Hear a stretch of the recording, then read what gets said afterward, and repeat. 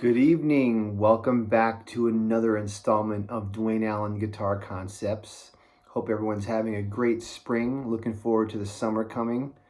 Got to spend some time at the beach. So for those of you who live near the beach, this is our time, man. This is what we've been waiting for all year. Anyway, so we're going to do a lesson today, another one in the advanced category. You guys seem to love those lessons, so we'll keep those going. I did a lesson a while ago talking about how to play over 2-5-1 progressions. That's something that's every jazz musician has to learn how to do, and hopefully you guys got some good information out of that video. So I thought to myself, well, we need to talk about playing over minor 2-5-1s. Minor 2-5-1s are always kind of challenging for a lot of people. I know they were for me. It's, for a long time it was like, what do I play? That kind of thing. So I'm going to give you guys just a couple ways that I approach it. I mean, like I always say quite often, all this stuff that I'm telling you, I didn't invent most of this stuff. I mean, it's just common knowledge that most jazz musicians use and know. But, if this saves you the time and the hassle of going and checking out 1,000 videos, you can just watch it here and I'll give you what the vast majority of a lot of people do. But some of the things I do are different, so I'll tell you those things too. But, all right, so I want to work on the 2-5-1 progression, the minor 2-5-1 in the key of C minor. I like doing things in C just to keep it simple. As with any of these things, whenever we do something in a certain key, you should definitely be able to do it in all 12 keys, okay? So, for those of you who don't know, we talked about what a 2-5-1 in a major key was before. In a minor key, what you would normally have is, say for instance, the key of C, you would have a D minor 7 flat 5, which is also known as a half diminished. D minor 7 flat 5. And then you would have a G7 altered, okay? You could do a regular G7, but a lot of people would do a G7 flat 9. Or maybe a G7 flat 13, which is the same thing as a sharp 5, okay? And then we have the one chord, which is a minor 7, C minor 7. So anytime you see a minor 7 flat 5 to a dominant 7 altered, then to a minor 7, that's probably going to be a minor 2-5-1, okay? One thing I want to mention when you're comping for a minor 2-5-1 is when you're in a minor key, like you're in the key of C, a lot of times when we do the 5 chord, the dominant 7, we'll do it as a 13th, right? Which in a major key, that sounds great. But you kind of want to avoid a regular dominant 13 when you're in a minor key, because let's say if we're in C minor, we play D half diminished, and then we play, that's another name for minor 7 flat 5. I don't know if I mentioned that earlier, but half diminished. Anyway, if we play a G13, that's going to have an E natural in there, which kind of clashes against the key in general. So most people kind of avoid 5 chord doing a regular dominant 13 in a minor key. So that's when you would want to do like a flat 13, right? Because that D sharp is the same thing as an E flat in the C. Okay, so it kind of works a little bit better. Okay, so the first thing that you can do that works really well, I didn't realize this till later on in my playing time, but you could literally just play a C harmonic minor over the whole thing, and it sounds great, okay? So if I was playing a minor 2-5-1 in C, D minor 7 flat 5, or half diminished, G7 altered, C minor 7, I'm just going to play C harmonic minor the whole time, and it's going to work well, okay? Let's try that. So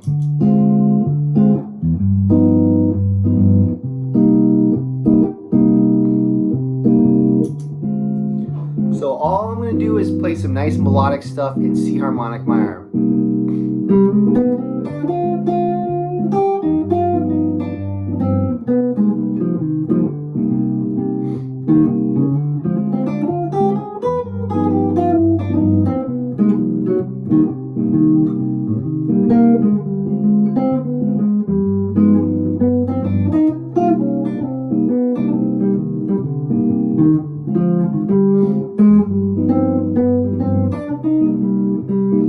Sounds great, right? You can do that and get away with playing over 2-5-1, minor 2-5-1s pretty well, just doing that alone, Sometimes when I would transcribe some of my favorite players and I would think they're going to play all these hip changes and altered tones and stuff, I just realized like they're just playing melodies in the harmonic minor.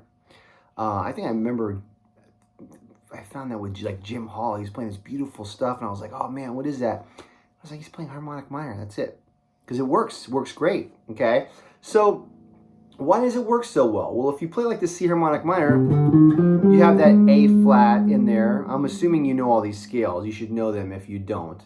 A flat to a B natural, right? So when I'm playing the D half diminished chord, I got that A flat covered, right? And then when I go to the G7, it has the B natural in there. And if you're doing a G7 flat 9, it has the A flat in there.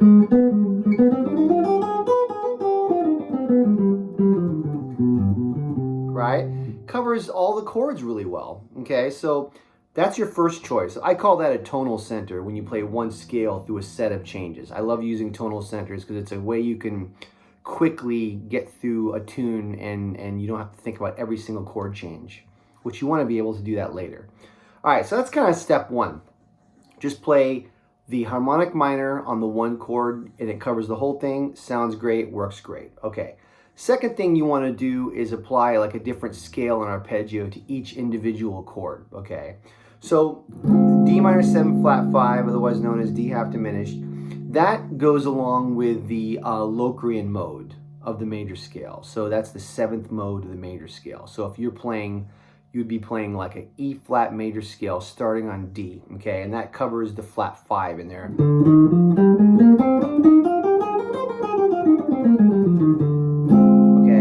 You want to learn how to play the minor 7 flat 5 arpeggio, because when you're playing, you know, when you're playing for each chord, you want to play the chord tones for each chord, right? So you want to learn that arpeggio. Okay, then let's say we're going to do a G7 flat 9. Okay, you want to learn that arpeggio. Okay, so I would recommend you guys approaching it, doing it with chord tones at this point. So you could use the D Locrian scale, but I'm gonna have you guys focus on just the arpeggios for now, okay? So D minor 7 flat 5, G7 flat 9 arpeggio, and then C minor 7. Okay, so let's try that again. And also, what you should do is when you're playing chord tones on every individual chord, do that concept that I call augmentation, which is where you stretch it. So if you really are just learning these now, I would do like 4 bars of D half diminished, 4 bars of G7 flat 9, 4 bars of C minor. So something like this. Then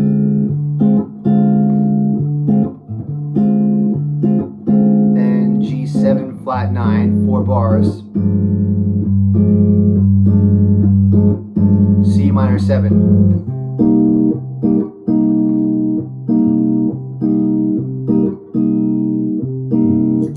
And we're just going to focus on just chord tones.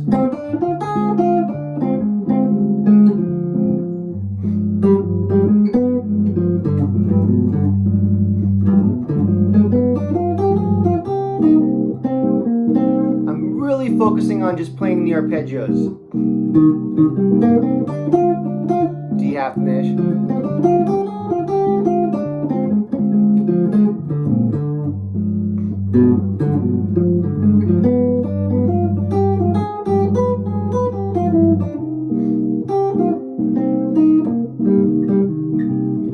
Keeping it simple.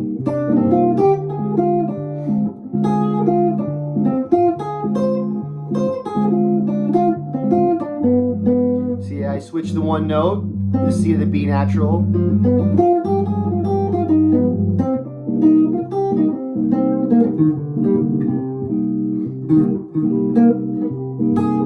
Got the idea? So that way you stretch the chords out and you could really spend time digging in each one, doing the chord tones for each one. Then you can do the same thing and you do it with 2 bars per chord. Okay, you can do that.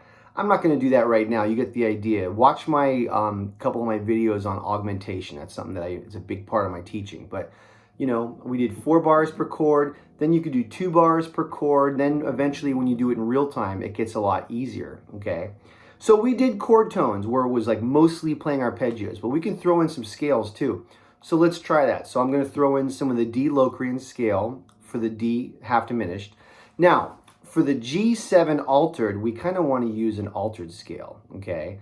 There's a couple different choices that you can do, but the one that I would recommend would what some people call the diminished whole tone, which basically the easiest way to think of it is to play a melodic minor up a half step.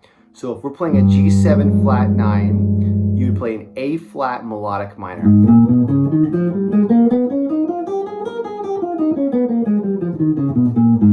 And then if you stop on G, there's your diminished, because like a half whole diminished. And then from there on out, it's kind of like a whole tone scale.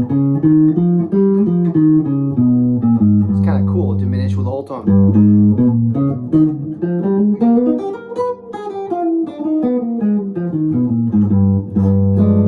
And then when you play the one chord, you can play Dorian, but you can also play melodic minor. So you could play C melodic minor. So you could do D Locrian, G7 altered, so you play A flat melodic minor, and then for the C, you play C melodic minor or C Dorian. I'm going to kind of go in and out. So I'm going to do the chord tones. I'm going to throw in some of the scales too. And I'm also going to throw in some chromaticism because that's a big part of jazz, okay? So let's try it in real time. D half diminish.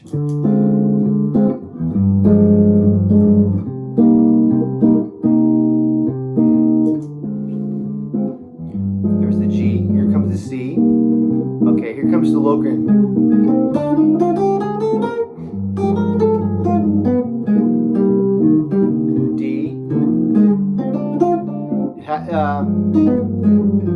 Sorry, I forgot the name. D Locrian, G altered, C.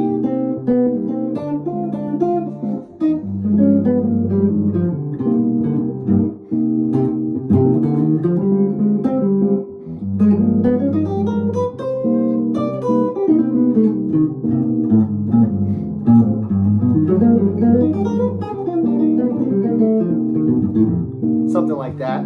So I'm switching the scales. I was doing a combination of some scale tones, some chord tones.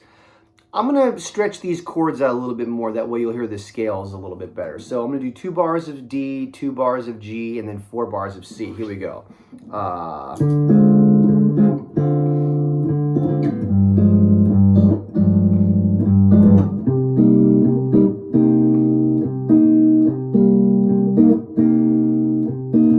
D Locrian,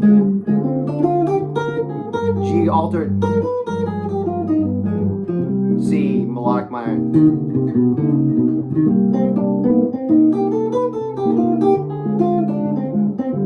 I love the A flat melodic minor.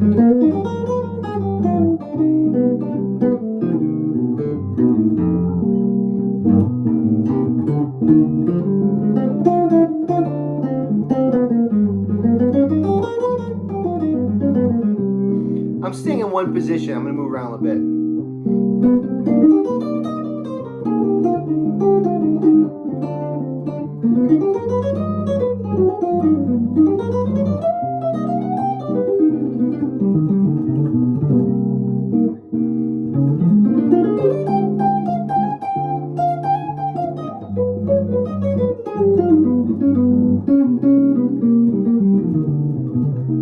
Got the idea? So I'm kind of doing a combination of chord tones, scales, all that kind of stuff. Now we're digging deep, right? We're getting into each individual chord of the progression. Let me add one more thing you can do. There's way more stuff we can add, but I'm giving you short lessons here. Hopefully you'll get enough out of it. But we can do a melodic minor on the D minor 7 flat 5. So if we were to play an F melodic minor, what that will give us is what we call a Locrian sharp 2. So if you just took that D Locrian and you raised the second note a half step, it would be called a Locrian sharp 2. So if we did regular D Locrian, and then we played with an E natural, that's an F melodic minor starting on D. So we're going to kind of think of F melodic minor over the D, A flat melodic minor over the G, and then C melodic minor over the C. So we're kind of playing all melodic minors here, okay? All right, let's try that. That should be pretty cool. Oh, I lost it. I gotta do it again. Oh boy, here we go.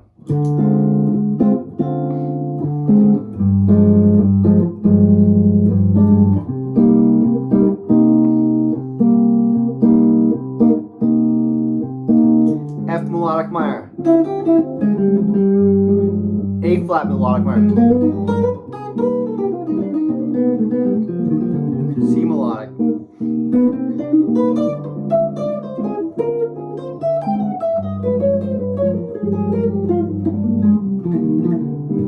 C.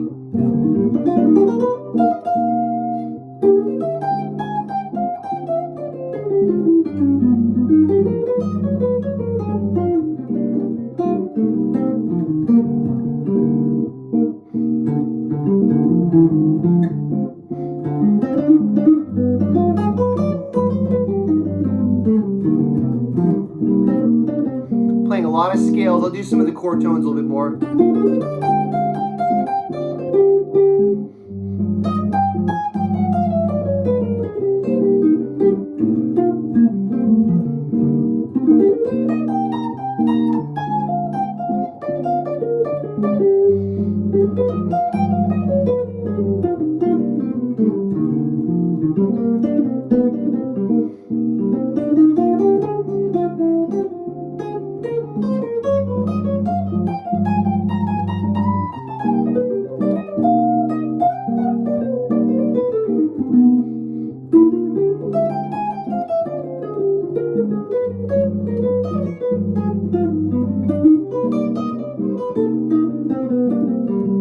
Pretty hip, right?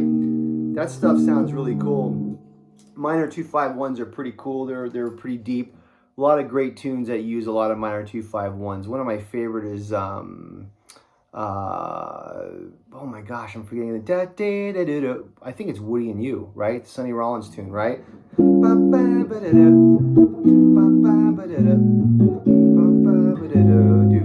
I think I'm out of key with my singing, but you get the idea. That's a great tune with a lot of 2-5-1s going on there. So practice minor 2-5-1s, you know, do it in the different steps like we talked about.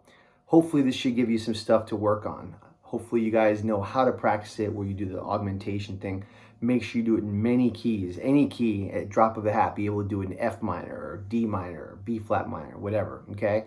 Okay, so hopefully you guys got something out of this. If you enjoyed the lesson, please hit the subscribe button. Please hit the like button. Tell your friends.